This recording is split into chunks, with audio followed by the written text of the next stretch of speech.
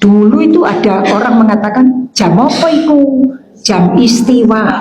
Baru-baru ono WIB. Saya sekolah kelas berapa itu? WIB dulu kan gitu Bu.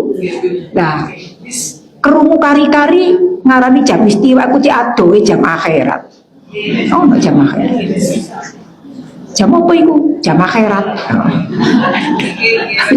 Jadi jam istiwa itu karena podo sih. Jadi kalau kita berdiri di depan, kita tidak punya bayang-bayang.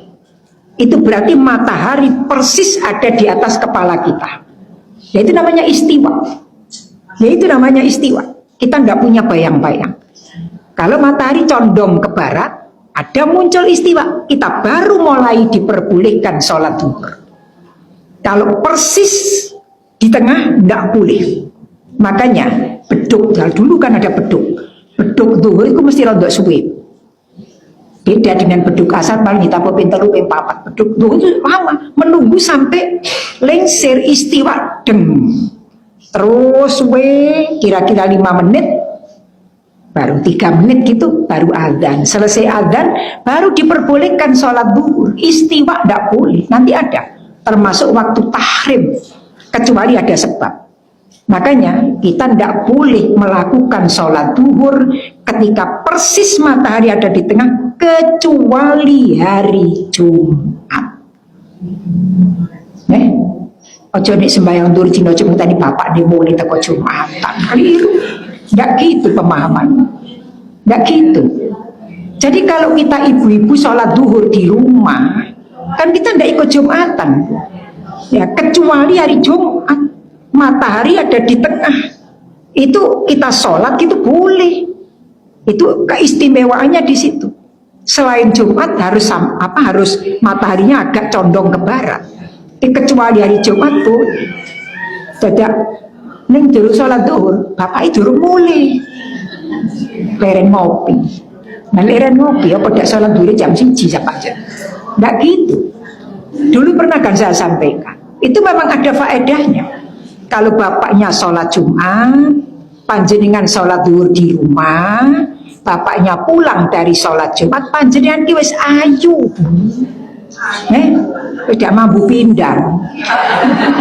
Wis mariatus, wis disiapno di meja makan, sekarang mangan bareng. Dulu kan gitu orang tua kita kalau ngajari. Saya masih ingat zaman masih anak-anak. Kalau bapak pulang dari sholat Jumat itu ibu bilang, suruh salim semua. Salim, bapakmu boleh teko Jumatan. Dan kita sudah sholat duhur gitu loh. Jadi bersih kabeh. Nah itu kita makan bareng. Koyo riyo gitu. Ya, karena memang hari Jumat itu hari raya. Hari rayanya umat Islam. Itu Jumat. Khairul ayam yaumul Jum'ah. Ya, api-api dino itu dino Jumat. Ya, makanya kalau kita besok ngaji di Ali Imran itu kenapa sekarang geser? Ya, itu. Kenapa geser? Sampai hari Jumat tetap masuk lah umpamanya. Nanti ada dalam keterangan surat Ali Imran kalau kita baca. Nah, di sini ibu, walaupun tidak secara jelas gitu tidak, tapi di situ mengandung makna yang seperti itu. Kita perhatikan besok. Nah, di sini waktu yang pertama duhur. Duhur itu punya beberapa waktu. Cuma gini, habis duhur masuk asar, habis asar masuk maghrib, habis maghrib masuk isya, habis isya masuk subuh. Habis subuh, habis subuh masuk duhur, itu kan sunat, yang wajib kok. Habis subuh, kenapa tidak masuk duhur? Nah, ini hikmah.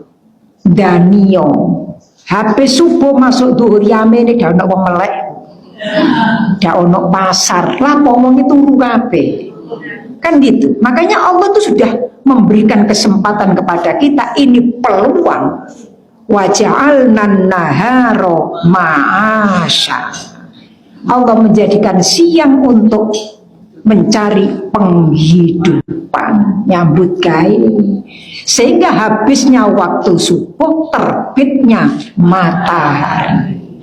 Kita boleh melakukan sholat sunnah, boleh sholat sunnah suruh.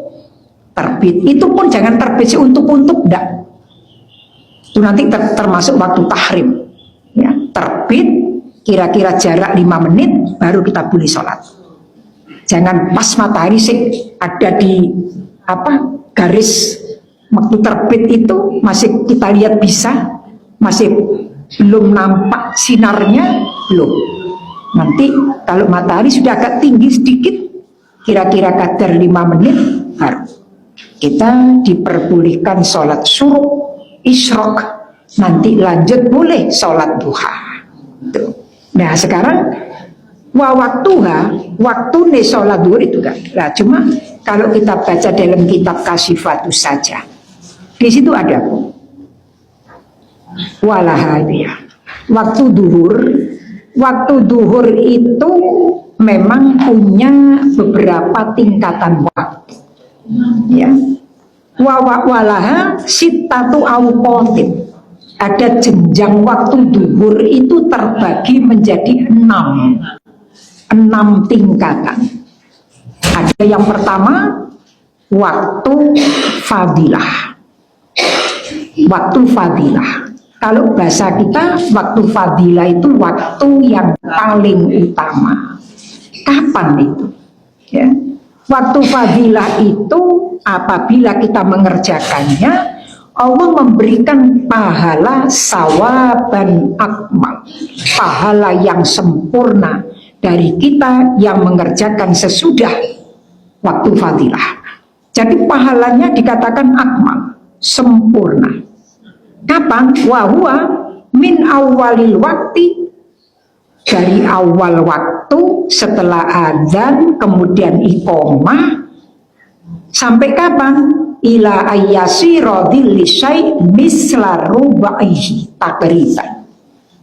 Kira-kira habisnya waktu fadilah itu umpama bayang-bayang itu sudah melebihi dari 1/4 benda yang ada di situ.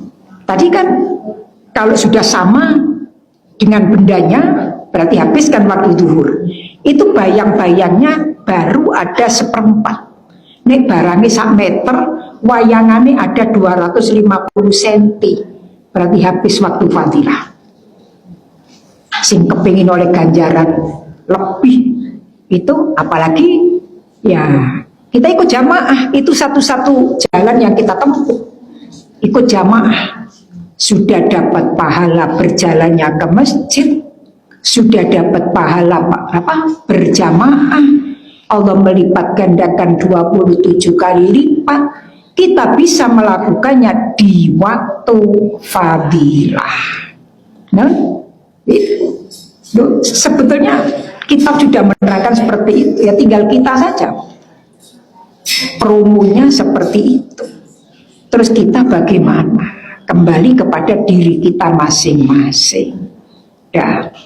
Kemudian setelah habis waktu fadilah, ada lagi namanya waktu ikhtiar. Napa waktu ikhtiar? Pakai kok. Ikhtiar. Waktu ikhtiar itu waktu yang dipilih oleh malaikat Jibril. Jadi kadang yang namanya orang, cobalah kita saja loh, krungu adzan, numpak no wajan.